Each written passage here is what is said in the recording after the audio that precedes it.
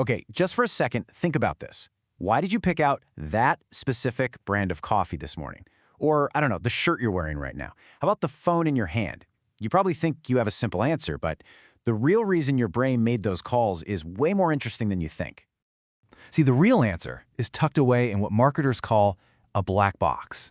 It's this place deep inside your mind where all your thoughts, your feelings, all the influences from the outside world, they all get mashed together to produce one simple action. You buy something.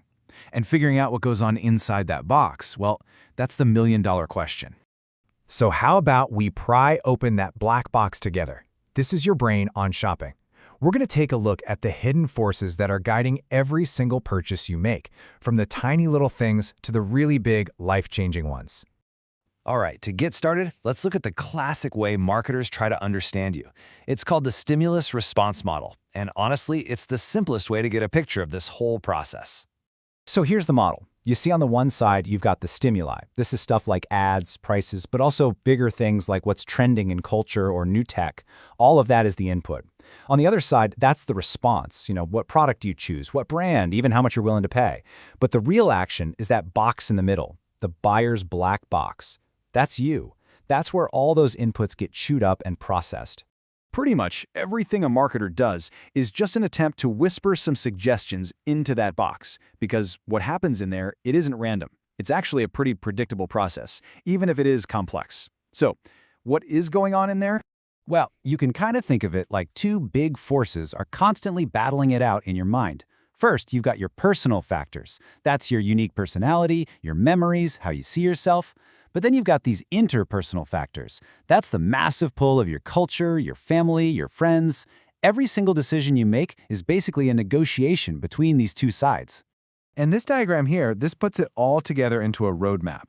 See, over on one side, you've got the 5 stages of the decision itself, which all starts when you realize you need something.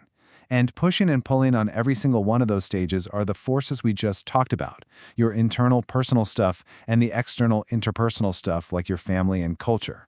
This is the whole journey of a purchase from start to finish. So let's break that roadmap down real quick. Pretty much every time you buy something, you go through these 5 stages. First, problem recognition. My old phone is so slow. Next up, information search. You're reading reviews, you're asking friends. Third, you evaluate the alternatives. iPhone or Android. Then comes number 4, the actual purchase. But wait, it's not over. That final stage, post-purchase evaluation, that's when you decide if you're happy with your choice. And that one little step, that's what creates lifelong brand loyalty or a nasty case of buyer's remorse. So that's what's happening inside your head. But none of that happens in a vacuum, right? We have to zoom out and look at these incredibly powerful external forces, these invisible influences that are constantly shaping your choices, a lot of the time without you even noticing. There are 3 really big ones. First, there's culture. This gives you your basic programming, the values and tastes you just sort of absorbed by being part of a society. Then, family is huge. It sets up all these unspoken rules about who buys what. And then you have group influences. There's this thing researchers call the Ash phenomenon, where they found people will literally agree with the group's opinion, even if they know deep down it's wrong. It's just the quiet, powerful force of peer pressure at work. Okay, so we've had a peek inside the mind of one single buyer. But now, imagine you're a company trying to sell to millions of people. You can't analyze every single person's black box, right? That's impossible. So what do? Well, you start carving up the market.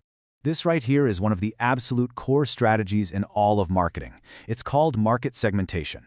And it's basically the art of taking a giant, messy, chaotic marketplace and breaking it down into these smaller, neater groups of people who all tend to think and act and buy in similar ways.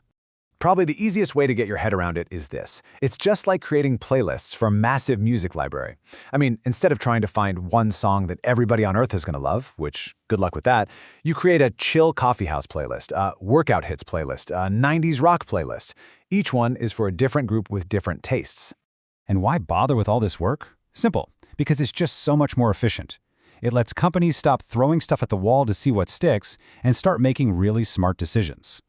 Once they understand a specific group, they can design their product, their ads, and their price to be a perfect fit for them, instead of just an okay fit for everybody.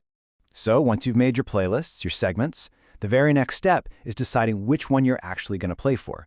You can't be everything to everyone. You've got to pick your target. You have to find the bullseye. This chart shows the 4 main ways they do it. Let's start up at the top with undifferentiated marketing.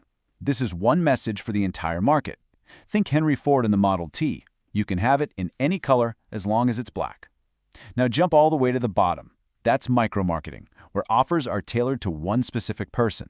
You know that email you get from Amazon based on what you just looked at? That's it right there. And then in between, you have strategies that focus on one or maybe a few key groups. Okay, so all of this leads us to the final, and I'd argue, the most important step. Once you've segmented the market and targeted your ideal customer, you have to do one last thing. You've got to win a very specific spot inside their mind. This is the art of positioning. This quote from Al Ries and Jack Trout just nails it.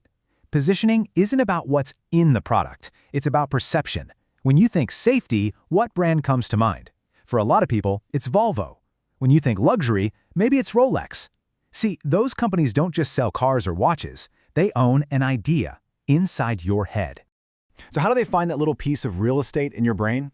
Well, as this triangle shows, great positioning happens right at the intersection of 3 things. It's got to be something the customer actually wants, it has to be something the company is actually good at delivering, and, this is key, it has to be different from what the competitors are offering.